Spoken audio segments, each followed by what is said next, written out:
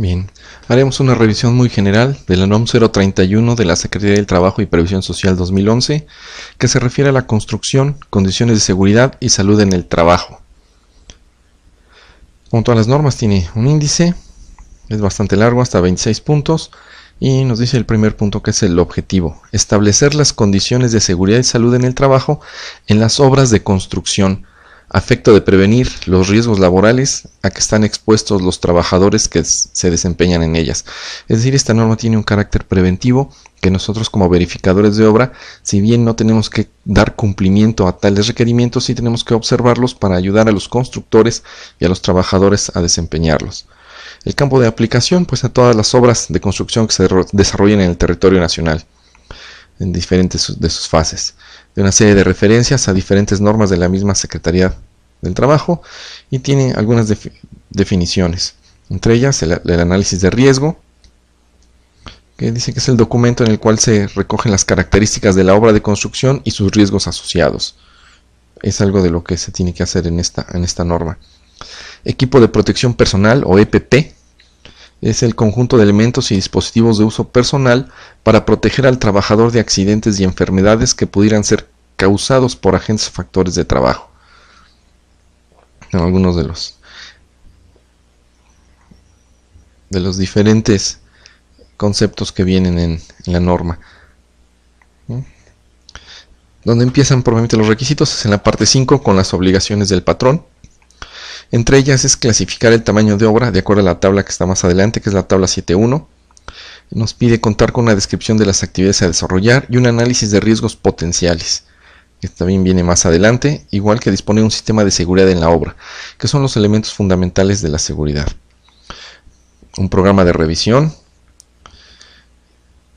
Nos pide proporcionar a los trabajadores el equipo de protección personal, contar con los procedimientos de uso, supervisar que los trabajadores utilicen el equipo de protección personal, adoptar las medidas de seguridad, disponer de extintores, contar con sistemas de protección, contar con autorizaciones de funcionamiento de recipientes sujetos a presión, contar con señalizaciones de seguridad, disponer de un plan de emergencias, proporcionar formación y capacitación a los trabajadores, a los contratistas y subcontratistas informar sobre los riesgos, construir en la obra al menos una comisión de seguridad, disponer de servicios preventivos de seguridad, autorizar a los trabajadores, otorgar a los contratistas permisos de trabajo, etc.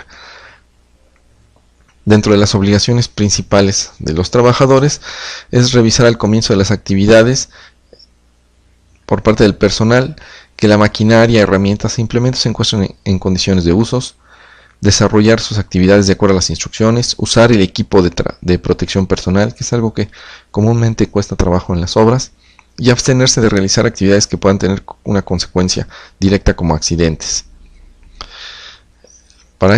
Como fines de esta norma, la clasificación está aquí en la tabla 7.1, que son pequeñas, menores de 350, medianas de 350 a 100 y grandes después de 10.000.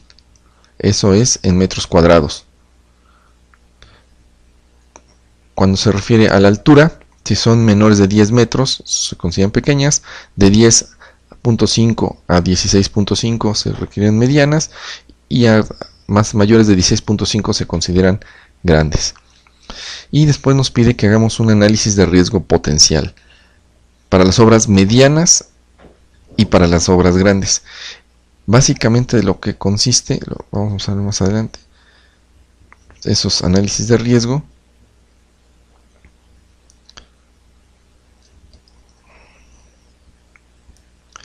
es en esta parte. En primero, identificar la frecuencia con lo que puede ocurrir alguno de esos riesgos, y lo categoriza de la A a la E, desde la más baja, que es remota, hasta la E, lo más frecuente que podría pasar.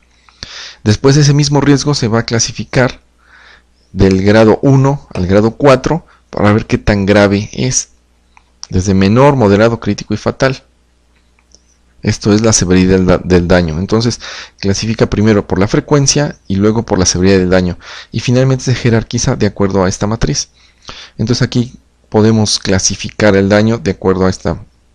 Si es una frecuencia ocasional del riesgo y es una severidad moderada, entonces nuestro riesgo es bajo. En caso que tengamos un elemento que es muy frecuente y es crítico, será grave en esta zona. Por lo tanto, tendremos que atender estos tres niveles: grave, elevado, medio, bajo y mínimo. Para cada uno de los riesgos identificados deberemos tomar algunas acciones para prevenirlos. Después nos habla del sistema de seguridad en la obra, que se debe conformar antes de iniciar la obra, y es un pequeño sistema de calidad. Nos pide política y algunos procedimientos para la obra. Todo el apartado 9 corresponde al sistema. Nos pide manual de primeros auxilios, plan de atención, capacitación, etc. El punto 10 es sobre la selección del equipo de protección que se va a utilizar, y básicamente utilizamos esta tabla para definirlo. En el lado izquierdo está el tipo de trabajo que se hace, y en el lado superior los elementos que hay que proteger, como la cabeza, los ojos, oídos. Y aquí vemos, por ejemplo, un albañil a cabeza, casco, puede usar casco contra impacto, casco dieléctrico, anteojos de protección, y así es como ya está determinado el tipo de equipo que tienen que utilizar.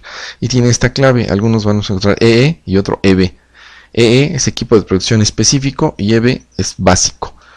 Por lo tanto, el básico es el que vamos a utilizar en todas las obras y siempre deberíamos estarlo utilizando. Nos usamos esta tabla en el capítulo 10. Después la norma se va a trabajos específicos, por ejemplo en excavaciones, y nos da una serie de recomendaciones para cada elemento durante estos puntos.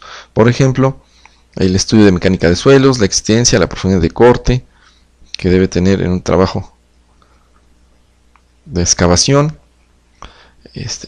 las angulaciones que pudieran tener, la distancia con respecto a la maquinaria que debería existir, la señalización, el apuntalamiento. Es en el punto 11. El 12, trabajos en espacios confinados. También nos da la tabla sobre los efectos de la concentración de oxígeno que hay que estar midiendo en esos espacios, y de igual manera los requisitos principales, como el plan de rescate, las autorizaciones de ingreso, y que las actividades deben efectuarse en un espacio confinado, deben cumplir con las condiciones de seguridad, ¿no? Como estar ventiladas, contar con extintores ABC, etc. Después, en el punto 13 viene soldadura y corte. También de igual forma nos dan las especificaciones, como verificar la careta del soldador, colocar mamparas alrededor del puesto de soldadura, y también nos hace referencia a la NOM 027. Entonces todo el punto 13 nos habla sobre especificaciones para soldadura. 14 para trabajos de altura, que son muy frecuentes en el área de la construcción, para el uso de andamios, para el uso de andamios suspendidos, para el uso del arnés, el tipo de anuncios que se deben y de información que se debe colocar. El punto 15 sobre el transporte de los materiales, de igual forma son los requisitos principales que se van teniendo. El 16 trabajos específicos de la construcción, es decir, aquí hace una generalización de todo lo que tendría que ver. Entre ellos se encuentra la seguridad para la instalación de conductos de escombro, la realización de trabajos de demolición, el hincado de pilotes, la instalación de tuberías sanitarias, la manipulación de equipo o instalación energizada, la fabricación y manejo de cimbra, el manejo y colocación de concreto, etcétera. Y al final dice: y los demás numerales de esta se sujetarán de pintura, instalación y vidrio, así como otros trabajos que se lleven a cabo en las obras de construcción. Es decir, prácticamente aquí entran todo lo que no se menciona en esta norma. Son las directrices generales que hay que cumplir, que nos ayudan para tener un sistema de protección en el lugar de la obra que estamos verificando. El punto 17, maquinaria y equipo, de igual forma son los requerimientos básicos que se deben ir cumpliendo. Todo el punto 17, el 18 sobre el uso de las herramientas.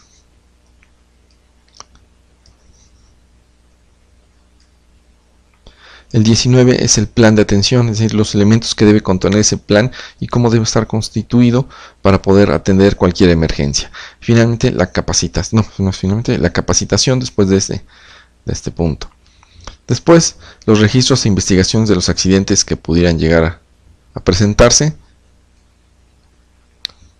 Y las unidades de verificación, cómo se va a dar una revisión para dar cumplimiento a esta norma. En la parte de 23 es el procedimiento para evaluación de la conformidad y es una serie de guías que ayudan a hacer una autoevaluación prácticamente de si estamos cumpliendo en un área de trabajo con todos estos elementos. Son todas esta serie de guías. Por cada uno de los puntos dice qué información deberíamos cumplir. Por ejemplo, aquí se confía en el área, que se cumple, para dar certeza de que tenemos todos los elementos de esta norma. Así es para todos los puntos principales y la parte final de la norma. Bueno, este es un primer ejercicio que estamos haciendo para esta grabación y es una revisión muy rápida de la 031.